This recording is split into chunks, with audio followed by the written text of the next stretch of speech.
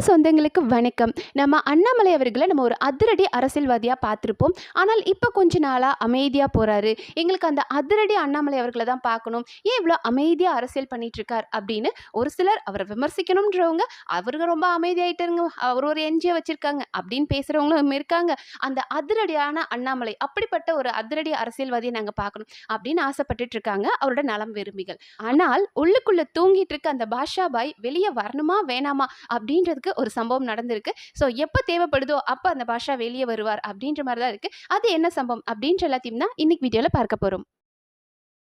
ஏன்னா அண்ணாமலை அவர்களோட அரசியல் அப்படின்றது ரொம்ப வித்தியாசமான முயற்சியானதா இருக்குது. ஏன்னா இதுவரைக்கும் நம்ம பார்த்த அரசியல்வாதிகள் எப்படி இருப்பாங்க, ஆர்ப்பாட்டம், போராட்டம், கண்டனம், கூச்சல், குழப்பம், இப்படிதான் நம்ம ஒரு அரசியல்வாதியை பார்த்திருப்போம். ஆனா வித்தியாசமா நாகரிகமான அரசியல்வாதியை பார்க்கும்போது நமக்கு ஒரு மாதிரி, இவர் என்னங்க புதுசா என்னென்னமோ பண்ணிட்டு இருக்காரு, ரொம்ப அமைதியா போயிட்டு இருக்கிறாரு, அவர் இயக்கம் வச்சிருக்காரு, கண்டிப்பா அது ஒரு கட்சியா மாறப்போகுதுன்னு தெரியும். அப்ப கட்சியா மாறும்போது அதற்கான விமர்சனம், எதிர்கட்சியை தாக்குதல், ஆளும் கட்சியை தாக்குதல் அப்படின்ற மாதிரி இல்லாம ரொம்ப ஸ்லோவா ஸ்டார்ட் பண்ணி முதல்ல இந்த ட்ரக் ஃப்ரீ சொசைட்டி அப்படின்றதுக்காக போதையில்லா தமிழகம் அப்படின்னு ஜூலை மந்த் ஃபுல்லா போதைப் பொருள் தடுக்கிறதுக்கான விழிப்புணர்வு ஏற்படுத்தினார். ஆகஸ்ட்ல பார்த்தோம் அப்படின்னா சுற்றுச்சூழல் அப்படின்றாரு. அடுத்ததா பெண்கள் பாதுகாப்பு. இதெல்லாம் ஒரு அரசியலா, இப்படிதான் அரசியல் பண்ணுவாங்களா அப்படின்னு பலரும் கேட்டுட்டு இருக்காங்க. ஏன்னா இதற்கு முன்னாடி நம்ம பார்த்த அரசியல்வாதிகள் சும்மா ஒருத்தருக்கு ஒருத்தர் கவுண்டர் அட்டாக் கொடுத்துக்கிட்டு சண்டை போடுறது, விமர்சனம் பண்றது, இப்படிதான் பார்த்திருப்போம். ஆனால் இதெல்லாம் ரொம்ப அடிப்படையான விஷயம் இல்லையா? அடிப்படையான தேவைகள் தானே. முதல்ல நம்மளோட சுற்றுச்சூழல் நல்லா இருந்தால் தான் நாம நல்லா இருக்க முடியும். அண்ட் நம்மளோட பாதுகாப்பு, ஒரு பெண் பாதுகாப்புன்றது எவ்வளோ முக்கியம். அதற்கு இந்த போதை பொருள், இன்னைக்கு பெண்களுக்கும் சரி ஆண்களுக்கே பாதுகாப்பு இல்லாத உலகமா இருக்கு. அப்படி மாறுறதுக்கு போதை பொருள் எப்படிப்பட்ட ஒரு முக்கியமான காரணம் நமக்கு தெரியும். ஸோ இந்த மாதிரி காரணங்கள் எல்லாமே களை எடுக்கிறது தானே ஒரு தலைவரோட வேலையா இருக்கும். அண்ட் அண்ணாமலை அவர்களோட ஒரு பழைய ஸ்பீச்ல பார்த்திருக்கேன், போன வருஷம் நினைக்கிறேன், அதுல கூட அவர் சொல்லியிருப்பாரு, புரோக்கன் விண்டோ தியரி அப்படின்னு ஒன்று சொல்லியிருப்பார். அது என்ன அப்படின்னா, இப்போ ஒரு வீட்டை வெளியே இருந்து பார்க்குறோம், நல்ல அமைப்பு இருக்கு அப்படின்னா ஓகே. ஆனால் அதுவே ஒரு வீட்டில் ஒரு ஜன்னல் உடஞ்சிருக்கு அப்படின்னு வைங்களேன், அந்த ஜன்னல் உடஞ்சதை உடனே நம்ம சரி பண்ணணும். அப்படி இல்லாம அதை பராமரிக்காம அப்படியே அந்த உடஞ்ச ஜன்னல் அப்படியே இருந்ததுன்னு வைங்களேன், அந்த வழியா ஒரு 4 பேர் போறாங்க அப்படின்னா அதுல ஒருத்தராவது யோசிப்பாங்க, இல்லை இந்த வீட்டில் ஜன்னல் உடஞ்சிருக்கு, சரி செய்யலை, அப்போ இந்த வீட்டில் நம்ம என்ன வேணாலும் பண்ணலாம் போல இருக்கு அப்படின்னு முதல்ல அசுத்தம் பண்ணுவாங்க, யூரினேட் பண்ணுவாங்க. அண்ட் அடுத்ததா இன்னும் ஒரு வாரம் கழிச்சு மற்ற இன்னும் 4 பேர் போகும்போது பார்ப்பாங்க, ஜன்னல் உடஞ்சிருக்கு, அங்க யூரின் பண்ணி பேட் ஸ்மெல் வருது, அப்போ இங்கெல்லாம் ஓகே, இங்க நாளைக்கு நம்ம போயிட்டு ட்ரிங்க்ஸ் பண்ணலாம் அப்படின்னு சொல்லி அந்த இடத்துல உட்காந்து தண்ணி அடிப்பாங்க. தண்ணி அடிப்பான், நாளைக்கு வேற என்ன தப்பு பண்ணலாம் அப்படின்னு தோணும், பாலியல் சீண்டல் பண்ணலாமான்னு தோணும், அண்ட் அடுத்தா இங்க ஒரு கொலை பண்ணி போடலாமா அப்படின்னு தோணும். அப்போ நம்ம ஒரு பிரச்சனையை ஆரம்பத்துல இருந்தே, ஒரு ஜன்னல் உடஞ்சிருச்சுன்னா அப்பவே சரி பண்றதை விட்டுட்டு அது அப்படியே போக போக பார்க்குறவங்க ஓ இதுதானே அதுதானே அடுத்தடுத்த தப்பு போயிட்டே இருப்பாங்க. இதுதான் புரோக்கன் விண்டோ தியரி. இதே மாதிரி தான் நம்ம தமிழ்நாட்டிலும் நிறைய பிரச்சனைகள் இருக்கு. இதுதானே இந்த பிரச்சனை தானே, அந்த பிரச்சனை தானே, நம்ம கடந்து கடந்து போகக்கூடாது. இன்னைக்கு போதைப் பொருள் அப்படின்றது எவ்வளோ ஈஸியாக எல்லாருக்கும் கிடைக்குது அப்படின்றது நமக்கு தெரியும். அதனால எவ்வளோ குற்ற சம்பவங்கள் நடக்குது அப்படின்றது தெரியும். அப்போ முன்னாடி இருந்த கவர்மெண்ட்டே நம்மளோட தமிழ்நாட்டுக்குள்ள ட்ரக்ஸ் வரக்கூடாது அப்போ அப்படின்றத ரொம்ப கண்ணும் கருத்துமா இருந்து அதை சரி பார்த்துருந்தாங்க அப்படின்னா இன்னைக்கு சட்ட ஒழுங்கு சீர்கேடுகள் வருமா? ஏன்னா ஒருத்த ஒரு போதை எடுக்கிறான் அப்படின்னா, குடிச்சானா அவனுக்கு என்ன பண்றோன்னு தெரிய மாட்டேங்குது. ஒரு போதைப் பொருள் எடுத்துக்கிறாங்க அப்படின்னா அவங்க என்ன செய்யறாங்கன்னே தெரியல. 6 வயசுலேருந்து 60 வயசு இருக்கிற பெண்களுக்கு வரைக்கும் பாதுகாப்பு இல்லாமல் இருக்கு, ஆண்களுக்கே பாதுகாப்பு இல்லாமல் இருக்கு. ஸோ இந்த மாதிரி பல சம்பவங்கள், குற்ற சம்பவங்கள் நடக்கிறதுக்கு காரணம் இந்த போதைப் பொருள். அண்ட் அதே மாதிரி சுற்றுச்சூழல் பாதுகாப்புன்றதும் ரொம்ப முக்கியம். ஏன்னா அதுல அங்க இருக்கிற உயிரினங்கள், இப்போ கடல்வாழ் உயிரினங்கள் ஆகட்டும், ஏன்னா ஒரு தலைவர் அப்படின்னா அங்க இருக்க மக்களுக்கு மட்டும் இல்லை, அங்க இருக்கிற வளங்களுக்காகட்டும், அங்க இருக்க மீன்களாகட்டும், இலைகள், மலைகள் அப்படின்னு எல்லாத்துக்கும் சேர்ந்த ஒரு தலைவராக தான் இருக்கணும். அப்படி இருக்கும்போது யோசிச்சு பாருங்க, இப்போ நம்ம ஒரு பீச்சுக்கு போறோம், அங்க போயிட்டு நல்லா ஸ்நாக்ஸ்லாம் சாப்பிட்டுட்டு தூக்கி போட்டு நம்ம பாட்டுக்கு வந்துடுறோம். அப்போ அங்க ஸ்நாக்ஸ் இருக்கு அப்படின்னு நம்பி சில உயிரினங்கள் சாப்பிடுது. அதை நிறைய என் கண்ணாலே நான் பார்த்திருக்கேன். பீச் பக்கத்துலலாம் பார்த்தோம் அப்படின்னா இந்த ஸ்நாக்ஸ் சாப்பிட்டு அப்படியே கவரோட போட்டுருவாங்க. அந்த மாடுங்க என்ன பண்ணும் அப்படின்னு பார்த்தோம்னா, ஓ ஸ்நாக்ஸ் இருக்குன்னு அதுங்களும் எடுத்து அந்த கவரோட சேர்த்து சாப்பிட்றதெல்லாம் பார்த்திருக்கேன். ரொம்ப கவலையா இருந்திருக்கு. ஒரு நேரம் நான் மாட்டை பிடிச்சி துரத்தி விடுறேன் சாப்பிடாதுன்னு, பட் அது பாட்டுக்கு அந்த கவரோட சேர்த்து சாப்பிடுது. யோசிச்சு பாருங்க, ஒரு பிளாஸ்டிக்கை சாப்பிடும்போது அது டைஜஸ்ட் ஆக எவ்வளோ நாள் ஆகும், இதனால அந்த அந்த உயிரினங்களுக்கு எவ்வளோ பெரிய பாதிப்புகள் வரும். ஸோ மனிதர்கள் நாம செய்யற தவறுனால எத்தனை விலங்குகள் பாதிக்கப்படுது, மீன்கள் எவ்வளோ பாதிக்கப்படுது, ஆமைகள் எவ்வளோ பாதிக்கப்படுது. அண்ட் அது மட்டும் இல்லாம அங்க இருக்கிற சுற்றுப்புறம், அங்க கடல்வாழ் உயிரினங்கள் பாதிக்கப்படும் போது அங்க இருக்கிற மீனவ மக்கள் பாதிக்கப்படுவாங்க. இதனால நம்மளோட சுற்றுலா பாதிக்கப்படும். இப்படி பல பிரச்சனைகள் இருக்கு அப்படின்றத ரொம்ப அழகா சொன்னாரு. ஸோ சுற்றுச்சூழல் பாதுகாப்பு எவ்வளவு முக்கியம் அப்படின்றத நேற்று ஒரு வீடியோவை ரிலீஸ் பண்ணியிருந்தாரு. அதனால அண்ணாமலை அண்ணாவை பார்த்தோம் அப்படின்னா ஆகஸ்ட் 2 நாளைக்கு பார்த்தோம் அப்படின்னா கன்னியாகுமரியில் வந்து இந்த சுற்றுச்சூழல் பாதுகாப்புக்காக முன்னெடுப்பு பண்றாரு. அண்ட் இங்க மட்டும் இல்ல, கன்னியாகுமரி, உவரி, மணப்பாடு, திருச்செந்தூர் இந்த பகுதிகளெல்லாம் போய் சுற்றுச்சூழல் பாதுகாப்புக்காக ஆர்வலர்களோட சேர்ந்து அவரும் வந்து களத்துல இறங்கி வேலை பார்க்க போறாரு. ஸோ இதனால குப்பைகள், பிளாஸ்டிக் இதெல்லாம் அகற்றப்படும் அப்படின்னு இருக்காங்க.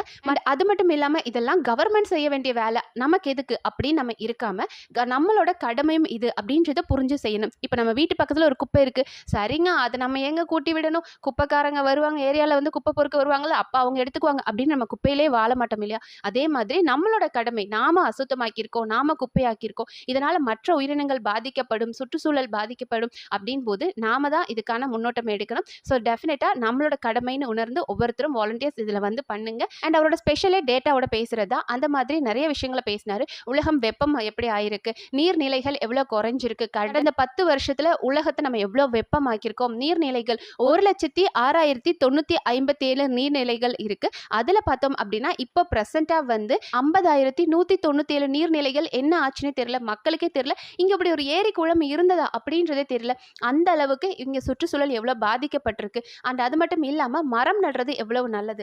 நம்ம எல்லாருக்குமே தெரியும் மரம் வளர்க்கறது எவ்வளவு நல்லது. ஏன்னா மரம் என்ன பண்ணும், நிலத்தடி நீரை உறிஞ்சி மேலே ஆவியாகி அது வந்துட்டு மேகங்களா மாறி அதுக்கப்புறம் நமக்கு மழை கிடைக்குது. ஸோ இப்படி ஒரு ப்ராசஸ், அந்த சைக்கிளிங் ப்ராசஸ் இருக்குல்ல, அந்த வாட்டர் சைக்கிள். அண்ட் இதை அப்துல் கலாம் ஐயாவும் சொல்லியிருக்கார், நிறைய மரங்கள் நடனம் அப்படின்னு.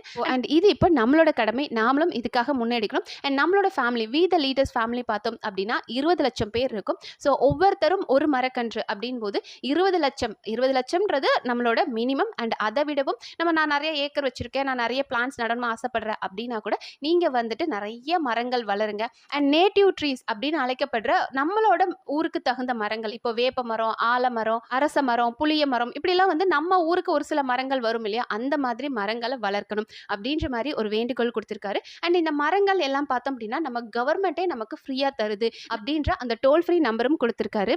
1880-5997-634 அப்படின்ற டோல் ஃப்ரீ நம்பருக்கு கால் பண்ணாலே அவங்களே வந்து ஓகே நீங்கள் எந்த டிஸ்ட்ரிக்ட்லேருந்து பேசுகிறீங்க, எந்த ஏரியா, உங்கள் ஏரியாவுக்கு என்ன மரம் தகுந்ததாக இருக்கும் அப்படின்ற மாதிரி நம்மளோட டீட்டெயில்ஸ்லாம் கேட்டிருப்பாங்களாம். நம்ம எங்கே நட போகிறோம் அப்படின்ற டீட்டெயில்ஸ் நம்மளாம் சொன்னதுக்கு அப்புறமா நமக்கு ஃப்ரீயாக வீட்டுக்கே கொண்டு வந்து தருவாங்களாம். ஸோ இந்த மாதிரி மரங்கள் வந்து நீங்கள் கஷ்டப்பட்டுலாம் வளர்க்கணும் அவசியம் இல்லை, கவர்மெண்ட்டே நமக்கு ஃப்ரீ ஸ்கீம்ஸ் தராங்க. ஏன்னா 2022 இந்த ஸ்கீம் வந்திருக்கு. ஸோ இதை நாம யூஸ் பண்ணணும். அதாவது நம்ம கவர்மெண்ட்டை எதிர்த்து போராடி எப்ப பாரு நான் கவர்மெண்ட் ஆப்போஸ் பண்ணி அப்படிதான் அரசியல் பண்ணணும்ன்ற அவசியம் கிடையாது அண்ணாமலை அவர்களுக்கு. அதனால அவர் என்ன சொல்றாருன்னா, நம்ம கவர்மெண்ட் எப்பவுமே ஆப்போஸ் பண்ணணும் அப்படின்றது அவசியம் இல்லை, கவர்மெண்ட் நமக்கு ஒரு நல்ல ஸ்கீம் கொடுக்குறாங்க அப்படின்னா அதை நம்ம யூஸ் பண்ணிக்கணும். நம்மளோட சென்ட்ரல் கவர்மெண்ட்டும் பார்த்தோம் அப்படின்னா கிரீன் கார்டு ஸ்கீம் அப்படின்றது மூலியமா இப்போ நம்ம வந்து எவ்வளவு மரங்கள், ஒரு மரம் நட்டோம் அப்படின்னா நமக்கு ஒரு கிரெடிட் அப்படின்ற மாதிரி. ஸோ இதெல்லாம் மூலியமா கவர்மெண்ட்டும் நம்ம கிட்ட என்ன சொல்றாங்க அப்படின்னா மரங்கள் வளர்க்கணும். ஏன்னா அது ரொம்ப நாட்டுக்கு தேவை. நம்ம எவ்வளவுதான் டெக்னாலஜியில வளர்றோம் அப்படின்னு போனாலும் இந்த இயற்கையை அழிச்சோம் அப்படின்னா மனிதன் வாழ முடியாதுன்றதான் உண்மை. ஸோ இதை உணர்த்துற மாதிரி கவர்மெண்ட் நமக்கு நிறைய ஃப்ரீயாவே கொடுக்குறாங்க, அதை நம்ம பயன்படுத்தணும் அப்படின்ற மாதிரி. நான் வந்து அரசை எதிர்த்து அரசியல் பண்றதா என்னோட நோக்கம் அப்படின்ற மாதிரி இல்லாம நமக்கு என்னெல்லாம் தேவையோ அதை நம்ம கவர்மெண்ட் கிட்ட சொல்லுவோம், அவங்க நமக்கு ஃப்ரீயா தர்றதை நம்ம யூஸ் பண்ணிக்குவோம். தவறு நடக்குது அப்படின்னா தான் நம்ம அந்த இடத்துல வாய்ஸ் அவுட் பண்ணணும் அப்படின்றத அண்ணாமலை அவர்கள் ரொம்ப அழகா சொல்லியிருக்காரு. அண்ட் இப்போ நம்மளோட முதலமைச்சர் விஜய் அவர்களுக்கும் வந்து அண்ணா ஒரு வேண்டுகோள் வச்சிருக்காரு. அது என்ன அப்படின்னு பார்த்தோம்னா, நம்மளோட சிஎம் விஜய் அவர்கள் பார்த்தோம் அப்படின்னா சிஎம் ஆனதுமே 12/5/2026 அவர் வந்து ஒரு ரூல் கொண்டு வந்தார். என்ன அப்படின்னு பார்த்தோம்னா, அதாவது வழிபாட்டு தலங்கள் இல்ல ஸ்கூல், காலேஜ் இல்ல பஸ் ஸ்டாண்ட் இது பக்கத்துலலாம் பார்த்தோம் ஒரு 500 மீட்டர் கிட்ட இருக்கிற டாஸ்மார்க்கை மூட போறோம் அப்படின்னு சொல்லி 717 டாஸ்மார்க் மூட போறோம் அப்படின்னு சொன்னாங்க. ஆனால் அது எல்லாமே மூடப்பட்டுருச்சா?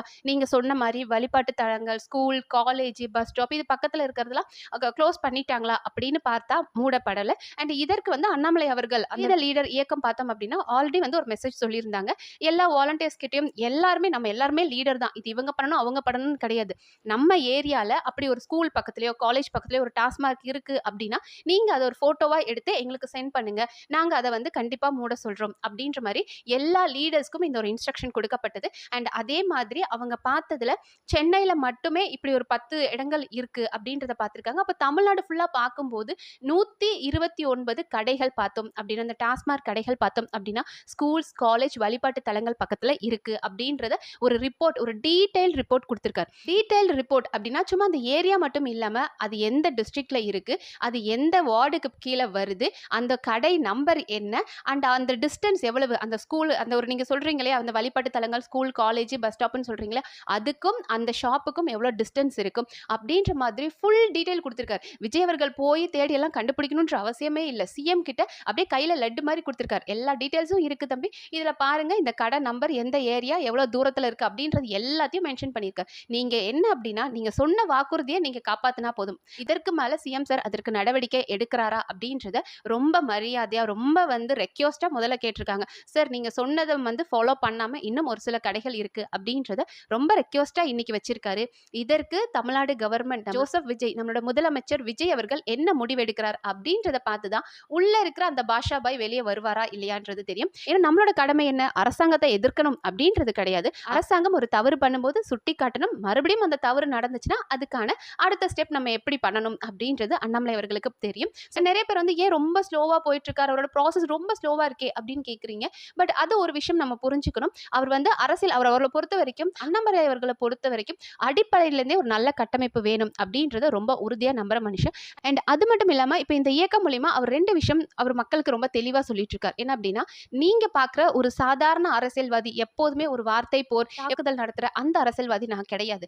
உங்களோட அடிப்படை பிரச்சனையில இருந்து உங்களுக்கு சரி பண்ணி நீங்க வாழ்ற இடத்தையும் சரி, உங்களோட சுற்றுச்சூழலையும் சரி பாதுகாக்க வேண்டியது என்னோட கடமை அப்படின்ற மாதிரி எல்லாத்தையும் உணர்ந்து பண்ற ஒரு அரசியல்வாதி. மற்ற அரசியல்வாதிகளை விட தான் எப்படி மேம்பட்டவர் அப்படின்றது ரொம்ப அழகா காமிச்சிட்டு இருக்கார். அண்ட் அது மட்டும் இல்லாம அவர்கிட்ட அரசியலுக்கு வர்றவங்க அப்படின்றவங்க இப்ப அவங்களோட இயக்கத்துல நிறைய பேர் வராங்க. அண்ட் ஒரு சிலர் பார்த்தோம் அப்படின்னா அந்த பதவி ஆசையில இருக்காங்க. அவங்களெல்லாம் ரொம்ப ஈஸியா இப்ப நம்மளால ஐடென்டிஃபை பண்ண முடியுது. ஏன்னா வந்த உடனே எனக்கு என்ன பதவி தருவீங்க, எப்ப நம்ம கட்சி ஓபன் பண்ணுவோம் அப்படின்ற மாதிரி இல்லாம அவன் எந்த அளவுக்கு ஈடுபாட்டோட வேலை செய்யறான். ஏன்னா ஜூலை மாதம் ஃபுல்லா ஒரு முன்னெடுப்பு பண்ணிருக்கோம். ஆகஸ்ட், செப்டம்பர் இப்படி எல்லாம் நம்ம முன்னெடுக்கும் போது நம்ம கூட உண்மையாவே இந்த வி த லீடர் ஃபவுண்டேஷன்ல இறங்கி வேலை செஞ்சு மக்களுக்கு நல்லது பண்றவங்க யார், இல்ல போலியா நடிக்கிறவங்க யார் அப்படின்றதெல்லாம் ரொம்ப ஈஸியா ஐடென்டிஃபை பண்ணிட்டு இருக்காங்க. அண்ணாமலை அண்ணாவே சொன்னாரு, என் கூட இருக்கிறவங்க ஒரு சிலர் நான் போறேன், எனக்கு நீங்க இன்னும் பதவி தரல, நீங்க ஒண்ணுமே ஆரம்பிக்க மாட்டீங்க அப்படின்னு போறவங்க இருக்காங்க. அப்ப நம்மளால அது ரொம்ப அழகா தெரிஞ்சுக்க முடியுது. அப்ப அவங்க என்ன நோக்கத்தோட வந்திருக்காங்க, மக்களுக்கு சேவை மனப்பான்மையோட வந்திருக்காங்களா,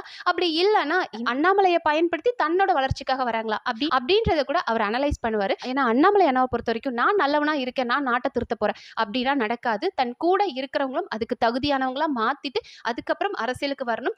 அதுக்கு வந்ததுக்கு அப்புறம் நம்மளோட அதிரடியா காட்டணும் அப்படின்னு நினைக்கிறார். இப்போ நமக்கு விஜய் அவர்கள் வந்திருக்காரு. ஓகே, அவர் திரைத்துறையில இருந்து வந்திருக்காரு, என்ன பண்ணுவார் அப்படின்ற ஒரு டவுட் இருந்ததுதான். ஆனால் அவர் ஓகே ஓரளவுக்கு நல்ல முன்னெடுப்பு எடுத்தாலும் அவர் கூட இருக்கிறவங்களால அவருக்கு ரொம்ப கெட்ட பேர் ஆகுது. அவரோட கூட இருக்கிற பல பேரால பெண்களுக்கு பாலியல் பிரச்சனை தர்றதே நிறைய தாவேக்காரங்க தான் அப்படின்ற குற்றச்சாட்டு இருக்குது. இப்போ ஒரு பெண் அமைச்சர் மாட்டினாங்க, ஜெகதீஸ்வரி. அவங்களோட ஆடியோலாம் கேட்கும்போது என்னம்மா இது இவ்வளவு பெரிய ரவுடித்தனம் பண்றாங்களே, இப்படியோட உட்கார வச்சிருவாங்கலாம் அப்படின்னு மிரட்டுறாங்க. ஒரு பெண் அமைச்சர் எப்படி இப்படி பேசுறாங்க அப்படின்னு தோணுது.